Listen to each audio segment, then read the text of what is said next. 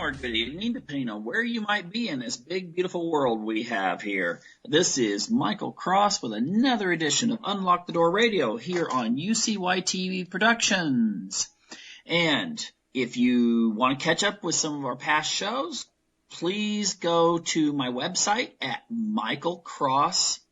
Yeah, that's all you have to do is type in Michael Cross on YouTube. It'll take you there. I'm the one that it'll probably say something about my book series, Freedom from Conscience. And also, I've written a lot of articles that are related to my shows. You can find those at michaelcross.net. Go ahead and check that out there. And please do subscribe when you go to the YouTube channel, and please hit recommend on the webpage. Anyway, tonight what I would like to do is focus on the art of seduction. No, not the kind where you go out there to a singles bar and try to pick up on someone, but it's close. What I want to deal with is the science or psychology employed by marketers, ad agencies, politicians, at trying to seduce the mind of the average person out on the street. And so what I wanted to do is, focus on 5 areas that I consider a little bit more of the propaganda tools that are intimate. Okay, I mean, there's a whole bunch of propaganda tools I can talk about, but let's just deal with the ones that relate to an article I just posted on my webpage. And in it, I deal with the newest article I published is something dealing with my last book, and that's Freedom from Conscience, Descent into Darkness. Now, the book itself is a psychological thriller, but in most of my books, I like to have an underlying series of messages. And in this one, there's political metaphor and analysis throughout the book. Now, what the plot is, very generally, is that a young woman who, in the other book series leading up to this, she's pretty much a psychopathic anti-hero. But at this point, she's settled down, has a family, has children, and she's actually become elected as a state legislator in Oregon. And she's been approached to try to go for higher office. So she is trying to figure out if she wants to do that, first of all, and second of all, what kind of issues that she can broaden her base with, since she's a conservative living in a liberal district. And so she happens upon the issue of sex trafficking, and she takes that issue on. And what happens is she makes some very nasty enemies. And this is where the series starts going into politics, because this involves political intrigue, this involves international gangs, and I had actually written this book. It just hadn't been published yet, but I had written this book before the bombing in Boston. But in this one, it's a Chechen gang that is involved in sex trafficking involving Eastern European women. And what happens is her family gets attacked, and she realizes the only way she's going to be able to go after these people is to go undercover, because she's not getting any help from the police for some reason. And so she has to disguise herself and basically become a stripper / sex worker. And in there, she starts to learn that the art of seduction, in order to make more money, can be applied to politics. And she starts to use these techniques that she's used to try to become more familiar with clients and in her political life. And of course, later it takes off, because she's able to basically seduce audiences and get them behind her as she's climbing the political ladder. Now, that's all I want to really say about the story itself. but you could see descriptions of all these plots at my website under published works. But what I wanted to really do with this is to show people that ultimately anything that makes you familiar with someone but on fake premises is essentially, it's going to be the same whether a person is a sex worker, is involved in a multi-billion-dollar ad agency, or the nightly news. And so I'm going to go over about 5 of the most common strategies that are used by the powers that be to seduce audiences and cause people to do things that they normally would not have done had they not come under the spell of the people who basically run our society. Now, the one thing I do at the article is I quote Edward Bernays. And Bernays did state, very famous quote, "The conscious and intelligent manipulation of the organized habits and opinions of the masses is an important element in democratic society. Those who manipulate the unseen mechanisms of society constitute an invisible government, which is the true ruling power of our country." Bernays was an elitist. He felt the average person was pretty stupid. I mean, he literally did think that they were stupid. And he felt that all these primitive urges and desires that are hidden in people's subconscious, they had to be diverted, because otherwise you would have nasty revolutions, you would have a breakdown of social order.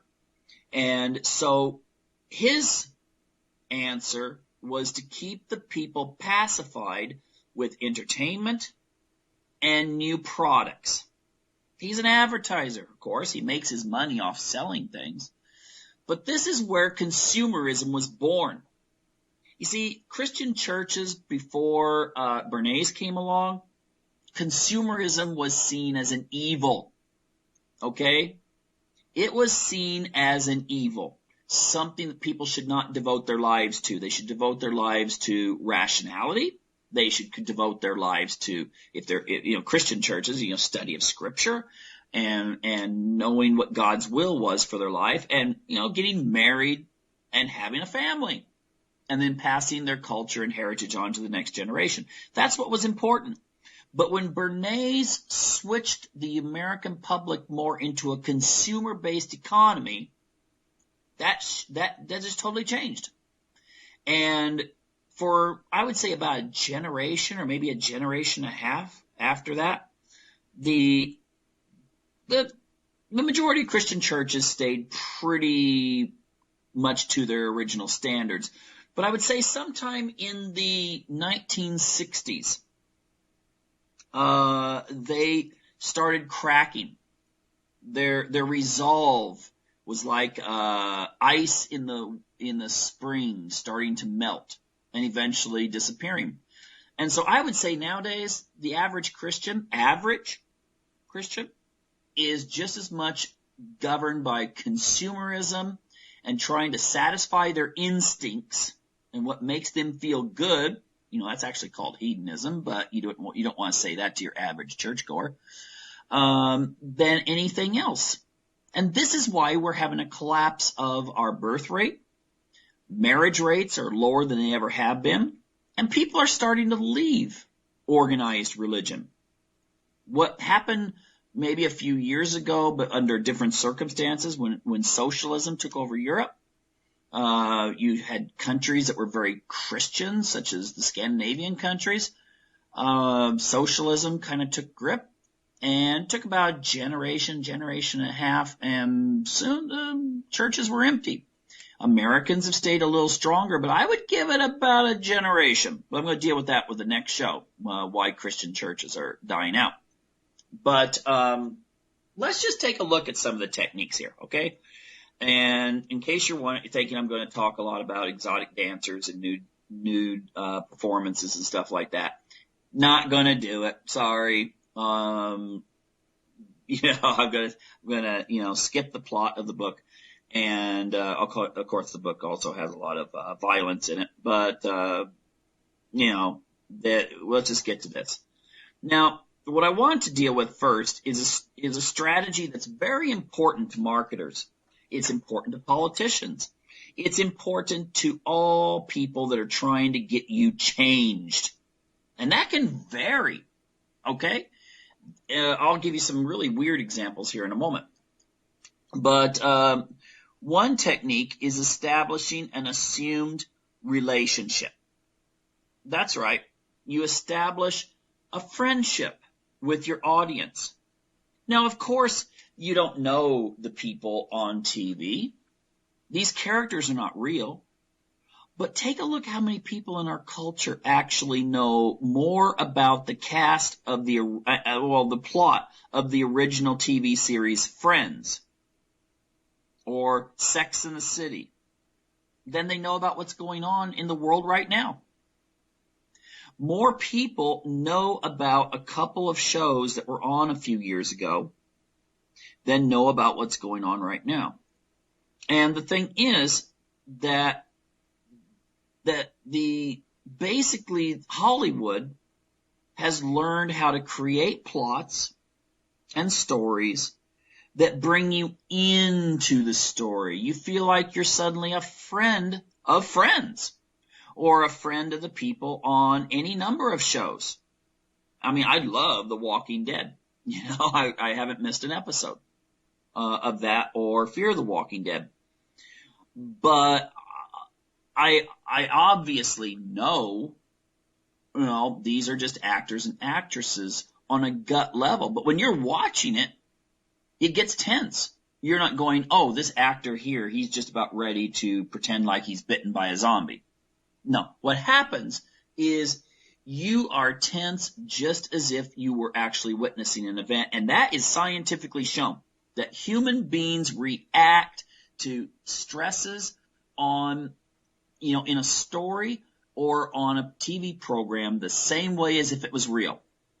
Okay, fight and flight syndrome comes in the same way.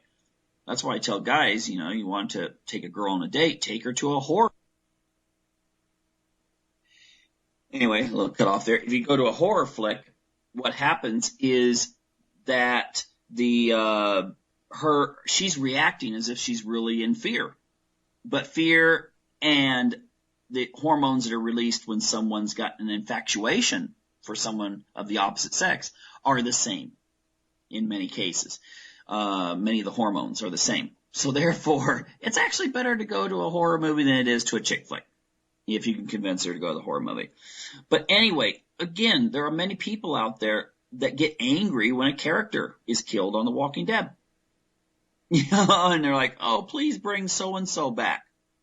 It's because we subconsciously still kind of feel like it's a real story. And that's how things work. So there's the familiarity. But it doesn't stop at TV shows and movies. It actually permeates like when you're sitting and watching a news program. Okay? You're sitting and watching a news program, and how do the people come across nowadays? Okay? It's not just the old newscaster sitting there talking to you, kind of like the old grandfatherly Walter Cronkite or any number of, David Brinkley and some of these others I remember when I was a kid.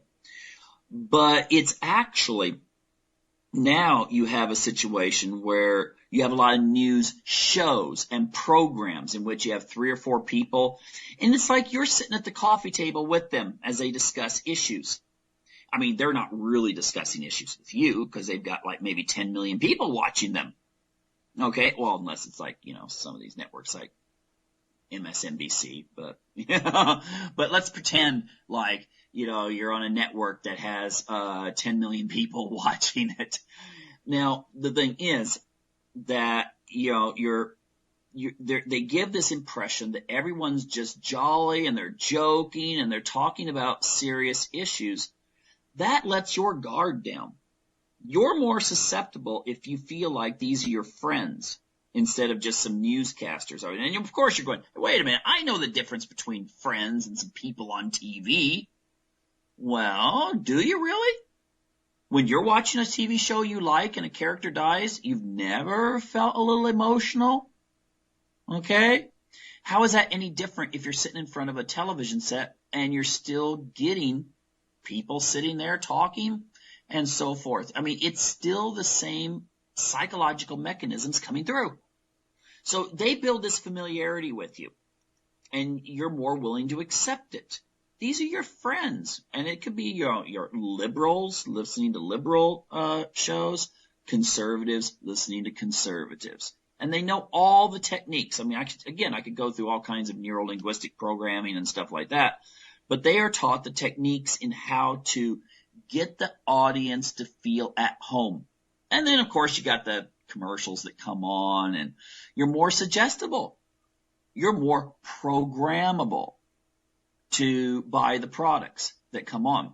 But you've also been more programmable to take on whatever prejudices or opinions that have been presented by those people you're watching. You're way more likely to take them on if it's been presented as if you're friends. Now, I'll tell you a technique. I got to do this before I forget. It would just be really horrible if I did. When I was in college, I worked with some, setting up these programs, so to speak, in which you would try to set up like health clinics. You go through and how to properly set up a health clinic in a community. And then a lot of the topics came up with, what if that community was not receptive to whatever you were going to bring to it? I can give you an example. Let's say you're going into a very conservative Catholic community, and you're going to present birth control as something that you think everyone should take. Well, you're going up against values of that community. So what do? First, you establish a working relationship. Get the trust of the people. If you have someone from the religion that you can bring in that will validate that you're okay, that maybe they accept some of the stuff that you're saying, then you've got your foot in the door. And you can actually make behavioral changes in the community. This is how, in large part, using television in Latin America on soap operas and other types of popular TV shows, that they have been able to drastically reduce the birth rate, not only in urban areas. Now, some people say, well, yeah, it's not the television shows that are causing people to have less kids. It's the fact that more people live in urban areas. No, in the countrysides as well. In places like Brazil, the countrysides, birth rate's gone down too. It's because what you do is you just show smaller families. And you make it really homey and nice and warm. And you give a feeling like everyone's in this together and we all have the same attitudes and shared values. And then you can just bring in whatever you want. To a large degree, I think this is why gay marriage has become way more popular in the United States. I mean, it's still, I think there's a small majority of people that don't want, but ultimately, it changed really rapidly the last 15 years. And a lot of that was because of TV shows that presented things in a positive light. And, it wasn't just the secular liberals, listening to these shows, although they might make up a higher percentage. It's also conservatives too. So maybe the conservative was just a little bit less hostile to allowing for gay marriage. He or she might still say, well, I'm opposed to it. But maybe 15 years ago, they'd have been like, absolutely not. No way, no way, no way.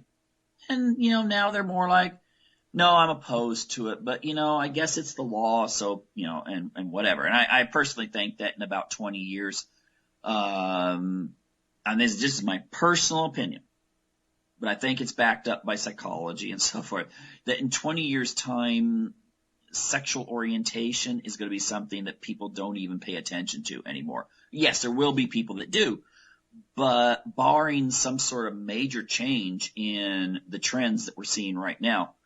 In fact, I've seen that, you take polls like in places like England and throughout Europe, and now young people say they answer on surveys done on sexuality. They say, well, I'm mostly straight. more common for girls than guys, but the guys are starting to catch up. So I think because of the media and stuff, we've seen a major change there. And, maybe we won't, maybe they won't have to do the thing with showing small families in TV shows anymore if more and more of the population, is less likely to get married anyway and make babies the traditional way. So anyway, build familiarity with people and you're able to go ahead and sell them more. The same way, you're a lonely guy sitting at a table at a strip bar. I don't have a lot of experience with strip bars, but, I can imagine, you're a lonely guy sitting at a strip bar, and a girl comes over and she's just starting to pay all kinds of attention to you. Like, wow, maybe there's something good about me after all. And so, you'll part with some of your money, to keep her there, buy her drinks or whatever. And that is, it's the same science for all these other things. Just that's more on a microeconomic, sociological scale. The other's macro. So keep that in mind. Now, a second technique is you create a sense of shared impressions or aspirations. Like, yes, we can. How that worked for so many people. Even people that didn't like Obama were like, well, he's trying to pull people together. I mean, many of us saw right through it. But many other people were like, my gosh, I like John McCain, John McCain. Anyway, I like John McCain, but Obama seems so nice and he just wants us all to be one big happy family. Well, that kind of ended pretty quick. But he's still, though, very effective to get people to follow. I think some of the Bernie Sanders thing, I think a lot of his appeal is not his political stance. Because I've talked to so many people, I've come up to them and say, they're like, I really like Bernie Sanders. And I'll say, what do you like about him?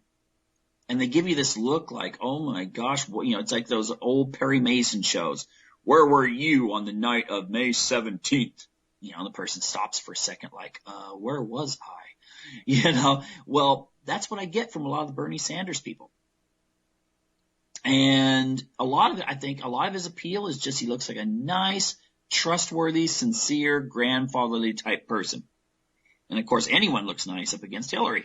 So, there's an appeal there. But it's emotional.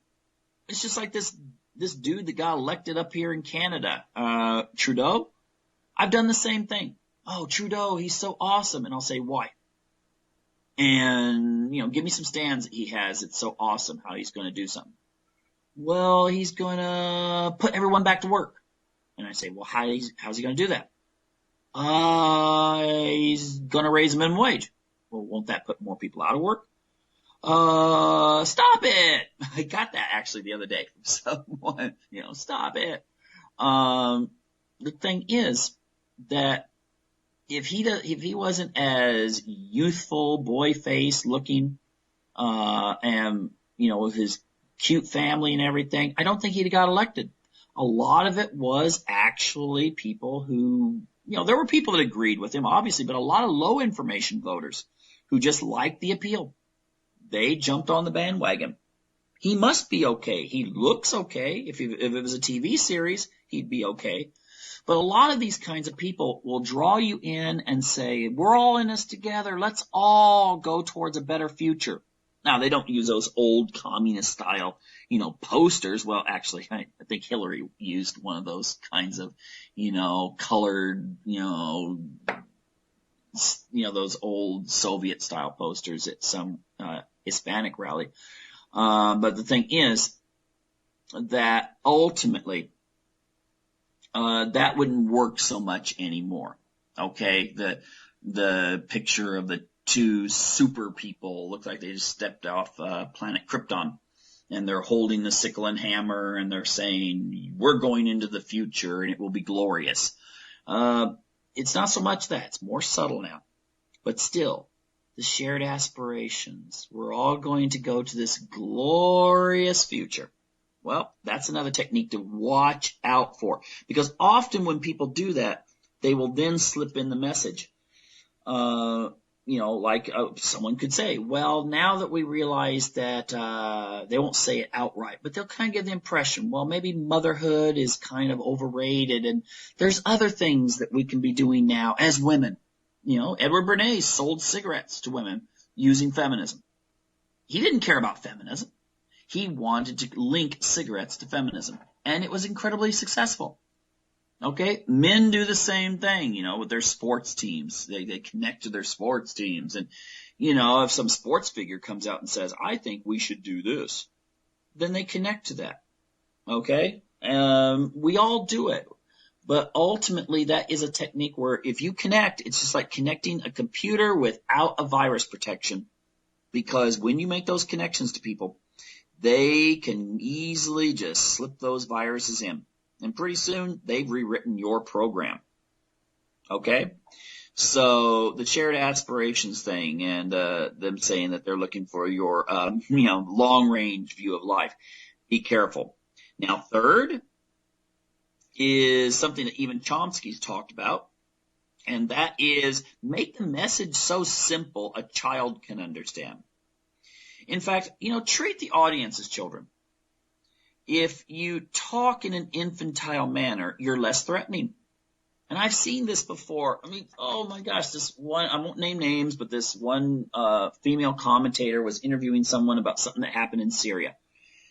And it was just like sitting in a first grade classroom because she's asking this person, okay, the Syrian regime did this and this other country responded like this. And I mean, it was just like, what the heck? Are all your audience in preschool?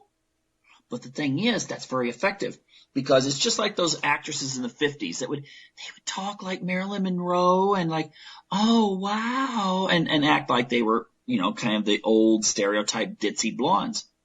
But in reality, those actresses were actually quite bright.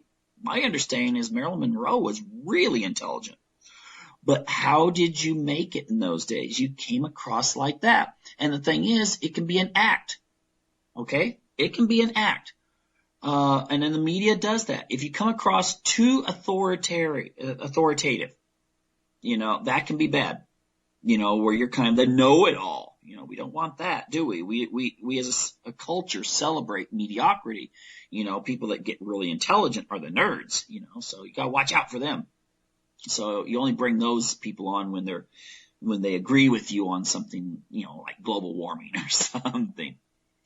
But it really is effective if you keep the message simple. That's part of, neuro-linguistic programming. It's also something that people use in these like seduction books, how a guy can pick up on a girl or something like that. But it's really effective in trying to get your audience off guard. They let their guard down. No one puts their guard up when someone's talking to you like this, okay? They're so sincere and, kind of nice. Versus, someone comes along and tells you, okay, this is the way it is, and we have to do, this kind of thing. That turns people off unless it's in a certain type of like political arena or something like that. But still, the news are, just watch for it. Just watch for it and realize these newscasters that are paid millions and millions of dollars to come on, I'm talking about at the national level, they've got very good educations. They have very good training in psychology and how to deal with the masses, so to speak. I mean, these news programs, they cannot afford people to start switching their shows off. And so you have to make sure that your newscasters, anchor people, opinion shapers and stuff like that are using every psychological technique in the book to keep them in there. Okay? So, but this one here, I've seen this before, and it's just like, oh, you're smarter than this. You don't have to be talking like this. But the reason they're talking like that is because they are smart. Because their goal is actually to propagandize. Their goal is to manipulate. Their goal is ultimately to seduce your mind so that you will buy into whatever they're selling. Now, we can also deal with iconic characters. We all realize how children are manipulated because you take like a cartoon figure and put on a box and say, buy this type of spaghetti, and it has a picture of that person. And, 6-year-old's like, I want to buy this one. It's the best. And you're asking, have you ever had this? And they're like, well, no, but it's still the best. And we think, oh, we're adults though. We're too smart for that. Take a look at some of the techniques that are used, where you use imagery or music or other kinds of props. The way you dress someone, the way that the kind of clothes they wear, whether they're the newscasters or a guest. Very important detail. Can't overlook it. There's one thing I have to mention before I forget. Those daytime talk shows where someone's relating some personal experience of theirs. And I don't know who started it. Maybe it was, it doesn't matter. But they started doing these things where they'd have like a 45-second segment in which someone's sitting there talking about whatever about their life. And they got this music playing in the background that almost can bring you to tears when you're listening to it, like, wow. And you have this connection. And you actually do see people in the audience watching this, and they're like slowly clapping, like they're kind of in a trance, like they're just like, wow, it was so amazing. But some of the stuff I've heard is like, my gosh, what was said that was so profound. But you got the music going, you've got the setting, you've got everything like that. It's kind of a technique of hypnotism, where you're able to hypnotize the audience to start thinking in different ways. And you have, again, you lower the person's defenses and you slip it right on in. Whatever your message is. I'm not saying that, picking on one group over another, but it's effective. Get the people I've heard this. If you're going to start a speech in front of a group of people, start with a story. It doesn't have to even be a true story. Just start with a story. It appeals to people's emotions. They make connections. And then they start listening to you more. I've seen rowdy audiences. Someone starts a story, simple story, nothing complex at all. And people just stop what they're doing. They put their iPhones or whatever down and they listen. Because that's the way we're designed. And the newscasters know that, okay? They know it. And they can use those techniques too. Because they're wanting you to watch and watch and watch. They don't want you flipping that dial. They don't want you getting up and they don't even want you getting up and using the bathroom, okay? But they certainly don't want you to go into the kitchen and start making a sandwich and stuff and then find something else to do besides come back and listen to that news. Because if they don't listen to the news, you don't buy the products that they're advertising. Okay? So that gives you like 4, I wish I could go on here, but that gives you about 4 very strong emotional techniques of seducing an audience and getting them to listen to you. And your goal ultimately is to get them to buy into whatever you're selling, whether it's a product, a feeling, or an opinion.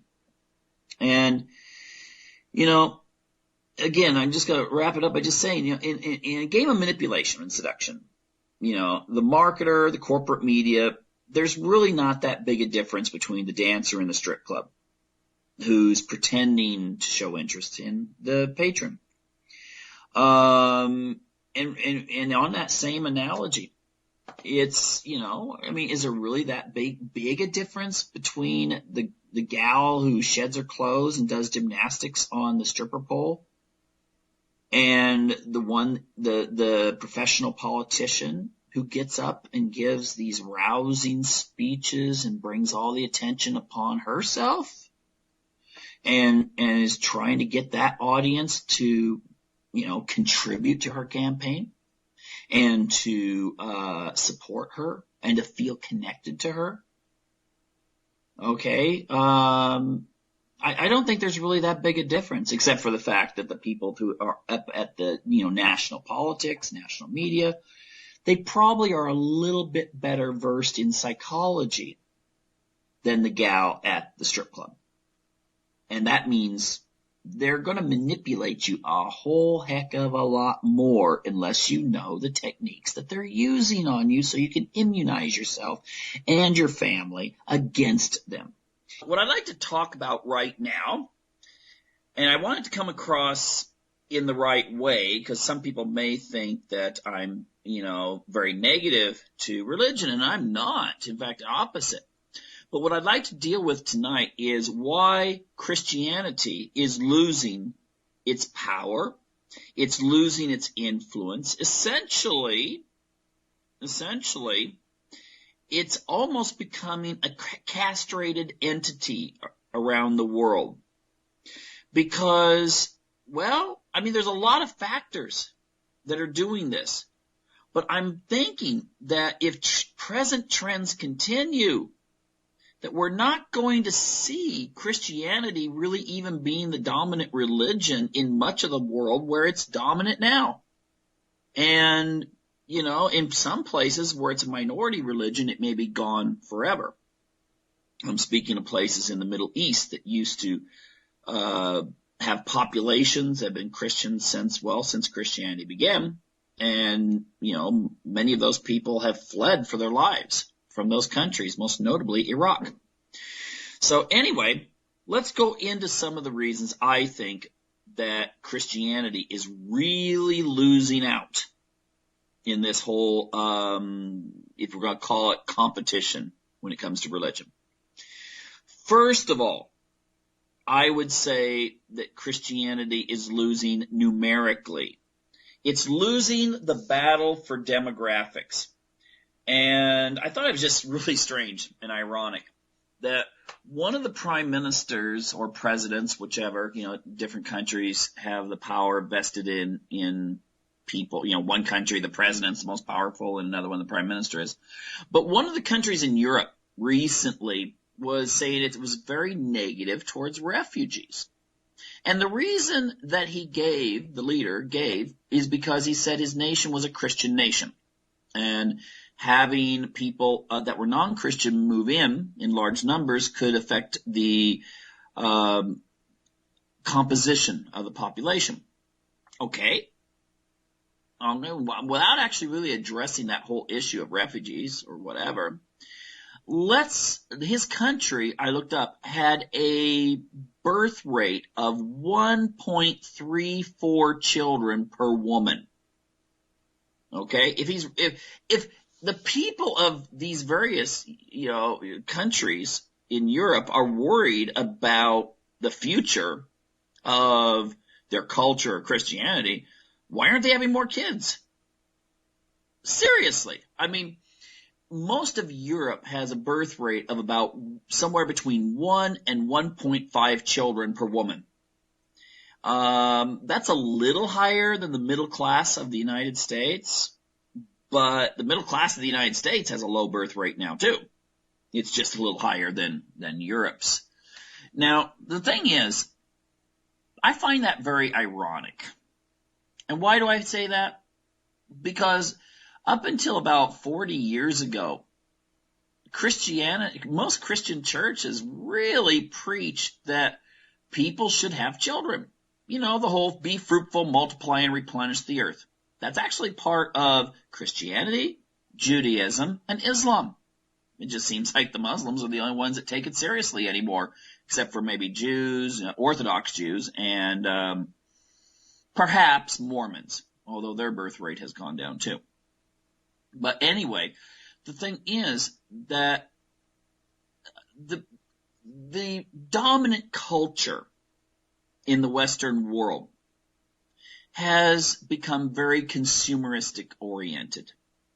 You're no longer who you are because of your character. You are who you are because of your money and your social prestige.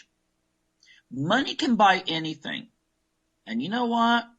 Christianity has gone right along with it. I'm reminded of, back in the old days of Venice, when Venice had power and Italy was all like broken up in little states.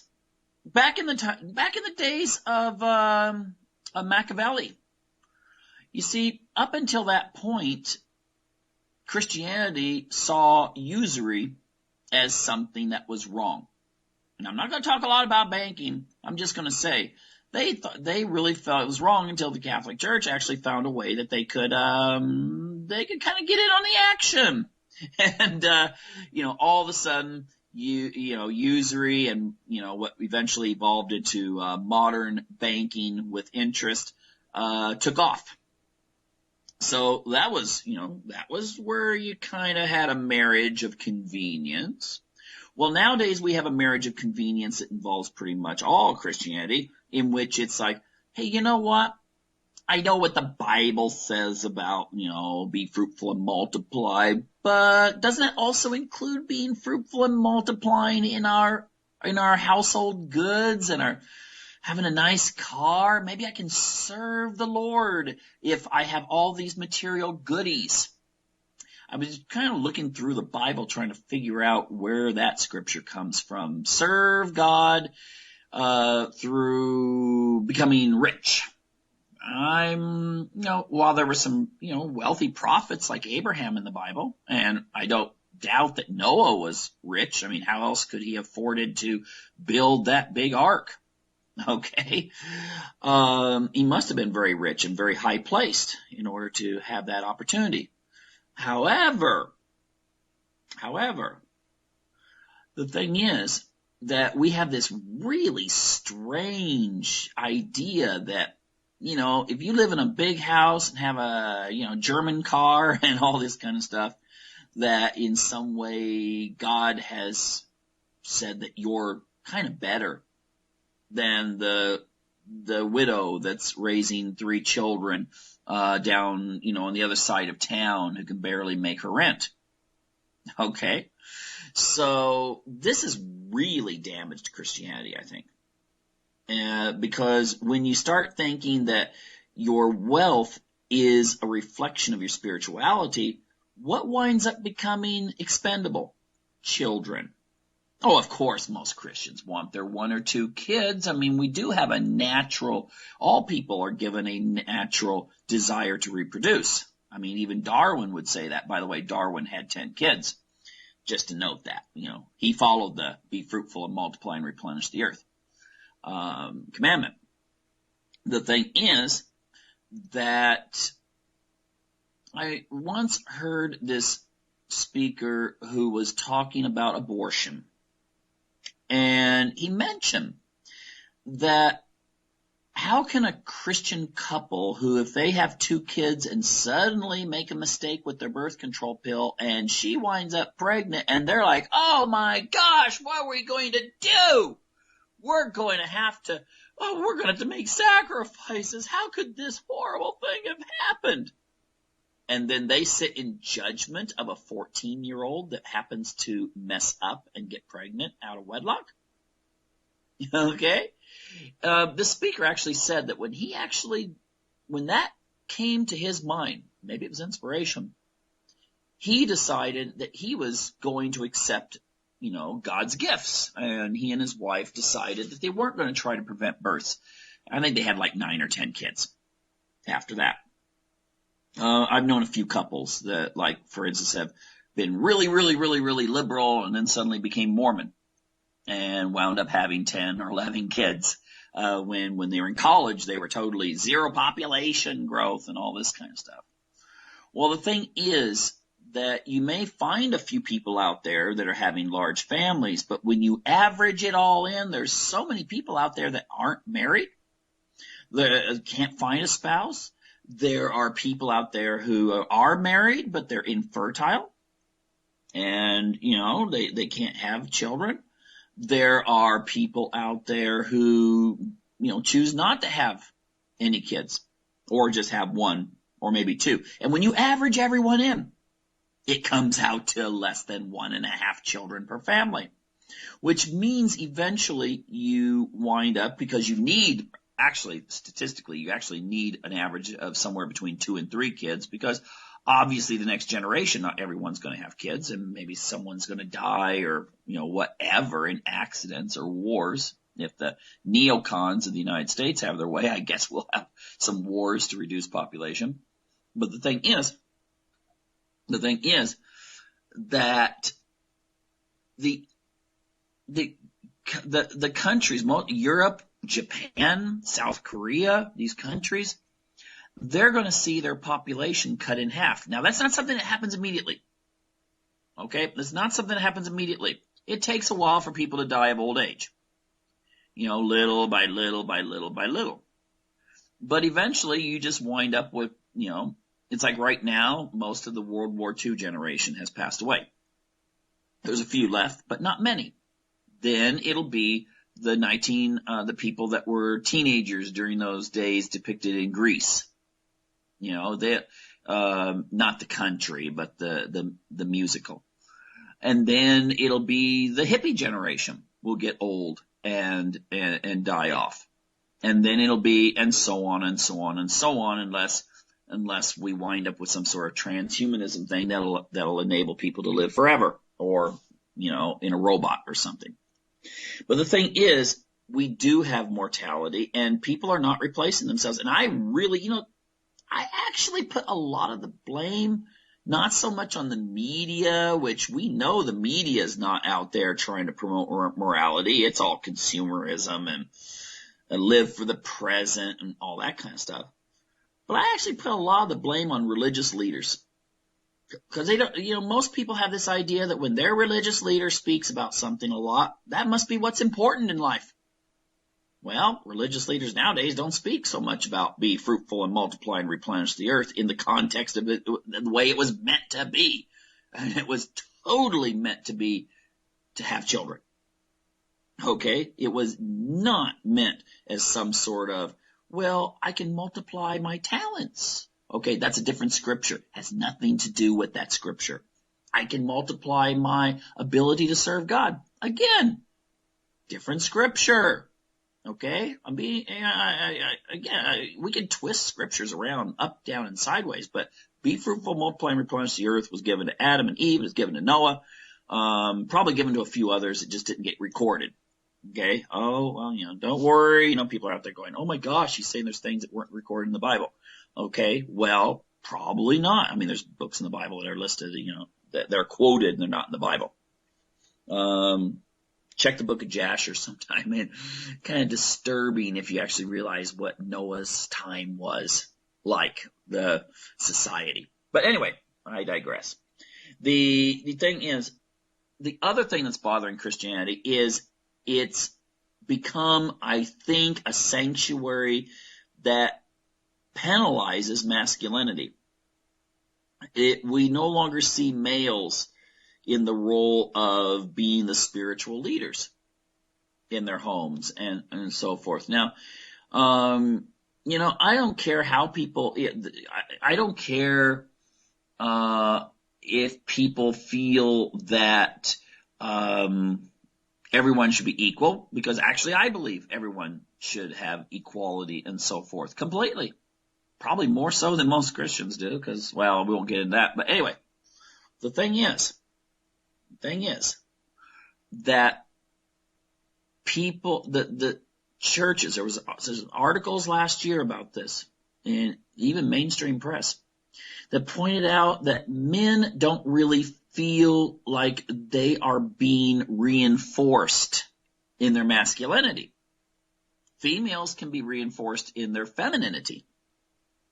But that Christianity in general is kind of losing that testosterone thing going on. I'm not saying that, I am not using this to say we need to go to some sort of caveman type thing. I didn't say Neanderthal. You know why? Because they look at the hands of Neanderthal women. They had really long ring fingers as opposed to index fingers. Those women were tough, okay? And they probably could have ripped you apart, because they've had a lot of testosterone there. That's how, if a woman has longer ring finger than her index finger, that means she has higher testosterone. Same true for men. But anyway, the thing is that many men are just deciding, I can talk about God or study God and so forth at home or on the computer. And I think this is actually, I've noticed in the alternative media, independent media, that there seems to be a great deal of, I would say, highly esoteric teachings going on out there. That the more that many Christian men spend on reading up on ancient scripture and Hermetic traditions and all these other things, they start to, it doesn't mean they give up their Christianity, but they start developing something that's, well, it's different. It's different. And so what we may be seeing is that traditional Christianity is becoming more of a female thing, whereas alternative religion will become somewhat more of a male thing. I will have to point out, though, that I have heard a lot about in Europe, a lot of men who are born, in Christianity and so forth. Of course, most Europeans in the North, at least, don't go to church. It's more tradition that paganism is really growing. Of course, I've also heard that in countries like England, the fastest growing religion, I mean, if you're just talking about in general, has nothing to do with immigration or anything like that, the fastest growing religion is Wicca. And, this may be, younger women may start searching for things that are higher than going to church. So maybe churches are becoming kind of a middle-aged woman type of institution. And again, don't start thinking that I'm being anti-feminist or anything like that here. I've met Christian women who, you could put them in charge of an army and they would lead everyone, right to victory. Okay? It has nothing to do with that. I'm just talking about in the sense of a, obviously genders do behave differently. And so if your religious body is mostly older women, it's going to behave differently than if it was young men. So hopefully, everyone has that clarified. I would also say that, again, back to the castrated part, Christians have lost their you-know-whats. And that goes, I'm saying that metaphorically, so that counts for women too. Christians spend a lot of time apologizing and feeling guilty for whatever's going on in society. Now, the problem with emphasizing guilt and apologizing is it saps your strength. All right? It takes away from the energy that you really need to go out and do something constructive.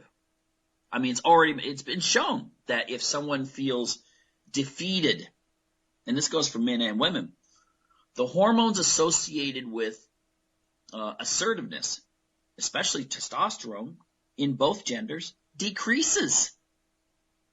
It decreases.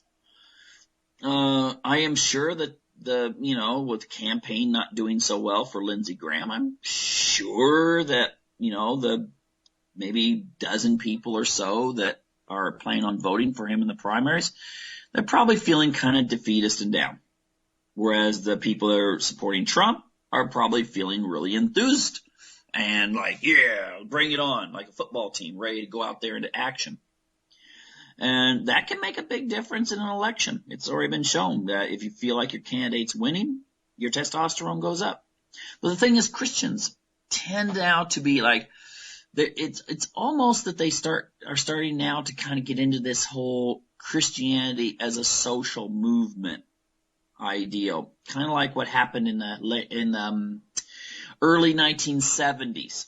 Kind of the liberation theology is where a lot of these people wind up going, because if they feel like they need to go out there and fix things, be a social activist or something like that. I'm not talking about helping people. I'm talking about they have to go out there and make a difference in regards to some social movement. And the social movement tends to be kind of on the left side of the political spectrum. That's not going to do so well for the long-term survival of the religion. And so ultimately, we need strength. We need people out there trying to help others.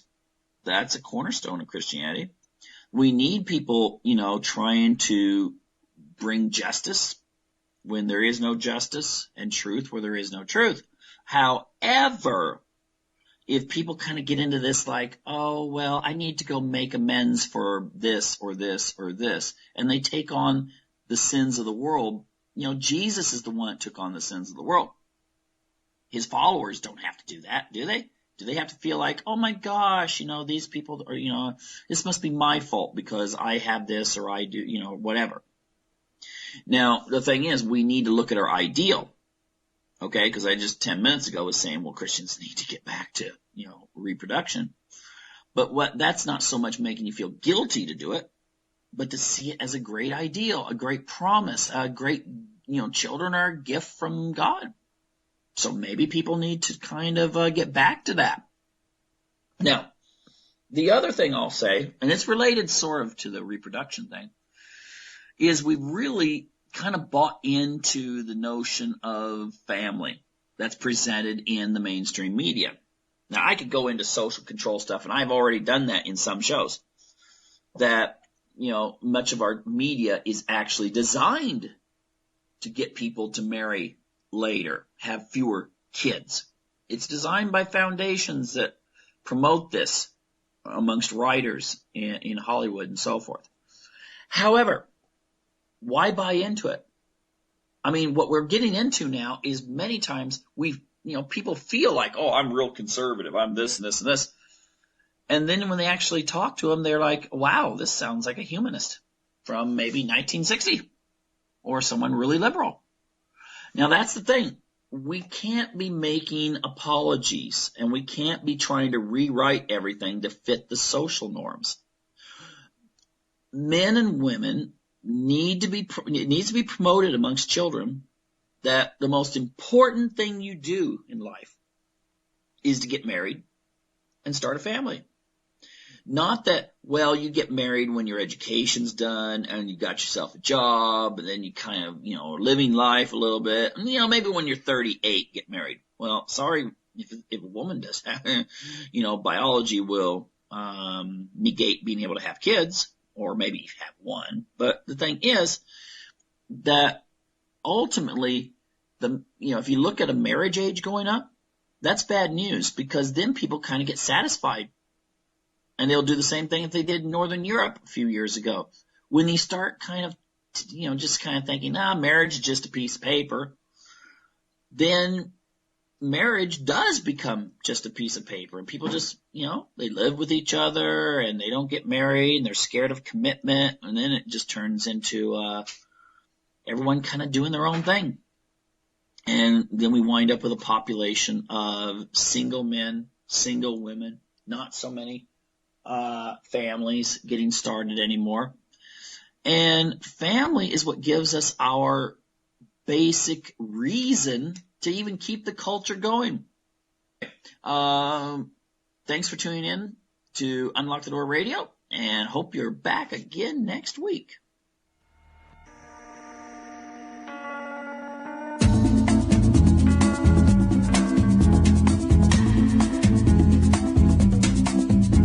You are listening to UCY.TV.